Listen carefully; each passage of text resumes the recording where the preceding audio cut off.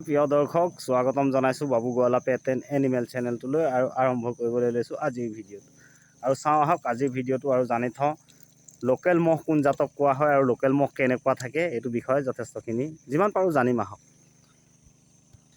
পোনপ্ৰথমে সম্পূৰ্ণধৰণে ভিডিঅ'টো চাই লওঁ। অকণমান আঁতৰ হৈছে নিশ্চয় দেখিছে।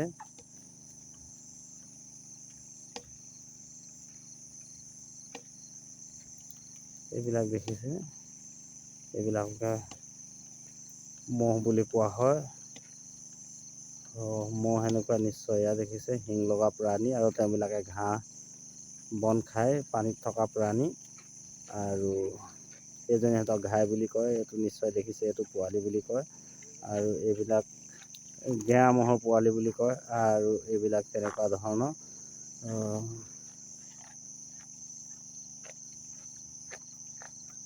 সকলোখিনি মহে মহ।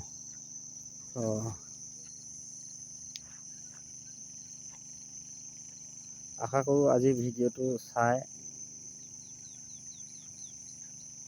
মহ কাক বোলে আৰু মহ কেনেকুৱা থাকে আৰু মহে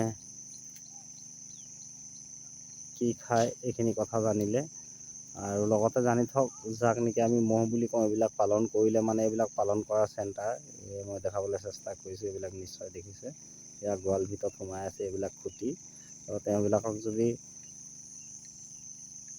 পালন কৰা হয় তেতিয়া নিশ্চয় পালন কৰিলে এইবিলাক ঘাই মাইকী মহ বুলি কয়। তেনেকুৱা ঘাই যদি মতা মহো হয় তেতিয়া নিশ্চয় তেওঁবিলাকে এনেকুৱা পোৱালি পায় আৰু পোৱালি পোৱাৰ লগতে গাখীৰ পায় আৰু গাখীৰ পোৱালি আৰু লগতে গোবৰলৈকে পায়, যথেষ্টখিনি পায়। গতিকে এইখিনি যদি পোহা হয় তেতিয়া পুহিলে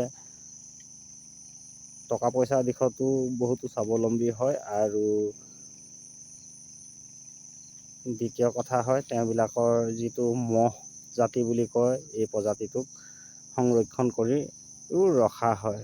আজি ভিডিঅ'টো চাই মহ কাক বোলে আৰু মহ কেনেকুৱা থাকে এইটো বিষয়ে কিঞ্চিত হ'লেও বুজিব পাৰিলে বুলি আশা ৰাখি আজি ভিডিঅ'টো ইমানতে সামৰণি মাৰিছোঁ। লগ পাম আকৌ এনেকুৱা এটা ভিডিঅ'ৰ সৈতে, তেতিয়ালৈকে সকলোৱে সুৰক্ষিত থাকক আৰু নিজ নিজ কামত ব্যস্ত থাকক। ইয়াকে জনাই আজি মহৰ ভিডিঅ'টো এইখিনিতে সামৰণি মাৰিছোঁ।